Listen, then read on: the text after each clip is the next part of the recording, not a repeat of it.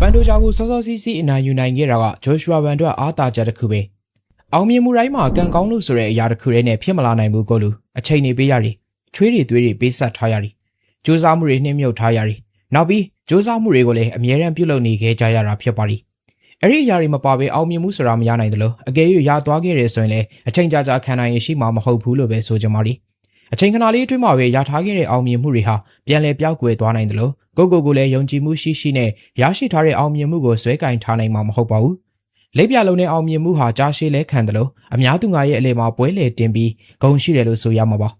အောင်မြင်မှုကိုဖျက်လန်းကားလိုက်ပြီးငါကအောင်မြင်သူငါကအနိုင်ရသူဆိုပြီးဘလို့ပဲကြွေးကြော်နေပါစီအများသူငါကလက်မခံရင်အဲ့ဒီလူဟာအလကားလူအစင်ပဲရှိတယ်လို့ပြောကြမှာရီ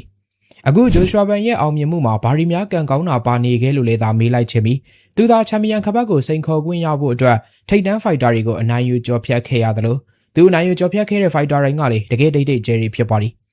တကယ်ဆရာကြီးတွေကိုအနိုင်ယူပြီးချန်ပီယံခပတ်စိန်ခေါ်ခွင့်ရရှိခဲ့တဲ့ဖိုက်တာတယောက်ကိုကံကောင်းလို့အနိုင်ရတာပါကွာဆိုတော့မင်းတို့ကောင်တွေမချက်ကြဘူးလို့ပဲဆိုကြမှာရီတချို့တွေရှိပါသေးတယ်မြန်မာအလံကိုဖက်နှက်မှာကပ်ပြီးကဘာလေမှာချပြလို့ဆိုပြီးနိုင်ငံကိုစော်ကားရီအဲ့ဒီအတွက်အနိုင်ရမှာမဟုတ်ဘူးဆိုပြီးပြောခဲ့ကြသလိုအနိုင်ရသွားပြန်တော့လေမင်းကောင်းပေါ်လို့ကံကောင်းတာအနိုင်ရတာဆိုပြီးပြောဆိုနေခဲ့ကြတာတွေကတကယ်ဟာသားဟိလို့ပြောရမလို့ဖြစ်နေတာပါသူတို့ပဲကဲ့ရတယ်သူတို့ပဲရှုံးရှာတယ်နောက်ပြီးသူတို့ပဲအပြစ်တွေတင်ခဲ့ကြတာဖြစ်ပါလိမ့်နောက်တော့မှမင်းကောင်းပေါ်လို့နိုင်ငံသားတယောက်အနေနဲ့ကံကောင်းပြီးချန်ပီယံဖြစ်တာပါဆိုတော့ထမင်းစားပြီးကြီးလာတာတော့ဟုတ်ပါတယ်နော်လို့ပဲမေးလိုက်ချင်ပါလိမ့်ပန်တိုဂျာကိုဂျိုရှွာဗန်တယောက်စောစောစီးစီးပွဲဖြတ်နိုင်ခဲ့တာဟာကံကောင်းလို့မဟုတ်သလိုဂျိုရှွာဗန်ကိုယ်တိုင်သူ့ရဲ့ကာကွယ်မှုပုံစံအရကာကွယ်ပြီးတံပြန်လှုပ်ဆောင်ချက်တစ်ခုကိုလှုပ်ရှားရှိတာကိုလှုပ်ပြသွားခဲ့တဲ့အတွက်အခုလိုချန်ပီယံခပတ်ကိုရသွားနိုင်ခဲ့တာဖြစ်တယ်လို့ဆိုတာကိုတော့လက်မခံချင်လဲလက်ခံသွားရမှာပါဂျိုရှွာဗန်ရဲ့ပန်တိုဂျာကိုအနိုင်ယူခဲ့တဲ့ကိစ္စနဲ့ပတ်သက်ပြီးလေချင်းဖိုက်တာလေးရဲ့ပြိုင်ဘက်ဟောင်းဖြစ်တဲ့ Brandon Rober ကတော့အခုလိုပဲမှတ်ချက်ပြုသွားခဲ့ပါလိကျွန်တော်ကပန်တိုဂျာကို2ကြိမ်ရှုံးထားတယ်ဆိုပေမဲ့ဒုတိယပွဲမှာအကျိတ်နဲ့ရှင်ပြိုင်ခဲ့တာပါနောက်ဆုံးချိန်မှာဆိုရင်ကျွန်တော်ဘက်ကအများကြီးလုပ်ပြနိုင်ခဲ့ပါလိဒါပေမဲ့ရလက်ကကျွန်တော်လိုချင်တယ်လို့တော့မဖြစ်ခဲ့ဘူးဂျိုရှွာဗန်နဲ့လည်းတူတူပါပဲ3ကြိမ်ပြည့်ပရိသတ်အကြိုက်ကစားနိုင်ခဲ့ပါလိသူနဲ့5ကြိမ်ပွဲထပ်ကစားရဖို့လည်းမျှော်လင့်ပါလိပန်တိုဂျာနဲ့ဂျိုရှွာဗန်လိုပွဲမျိုးကဖြစ်လဲဖြစ်တတ်ပါလိပရိသတ်အကြိုက်မဟုတ်ဘူးဆိုပေမဲ့ပန်တိုဂျာကသူကိုယ်တိုင်လုပ်ပြီးဒဏ်ရာရသွားတာမျိုးမဟုတ်ပါဘူးသူ့ဘက်ကလည်းအမြင့်ကန်ချက်ထိအောင်ကန်နိုင်ခဲ့ပါလိဂျိုရှွာဗန်ကသူ့ခြေထောက်ကိုဖမ်းပြီးတွန်းလိုက်တာပါ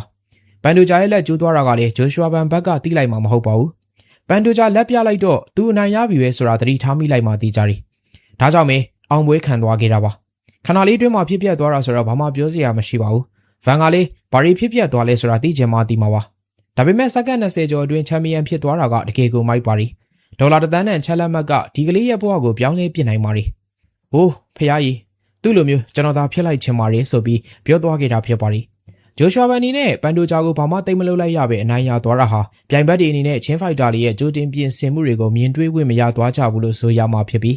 ဂျိုရှွာဗန်ရဲ့လက်စားလနာဘယ်လောက်ရှိတယ်သူဘာတွေပြင်ဆင်ထားလဲဆိုတာဘယ်သူမှသိပြီးသတိမထားမိခဲ့ကြတဲ့အတွက်သူစီကချန်ပီယံခပတ်ကိုစိန်ခေါ်ခြင်းတဲ့ဖိုက်တာတွေအနေနဲ့ဗန်ရဲ့နီးစနစ်အသစ်တွေအောက်မှာအရှုံးပေးသွားရဖို့ရှိနေခဲ့တာဖြစ်ပါလိမ့်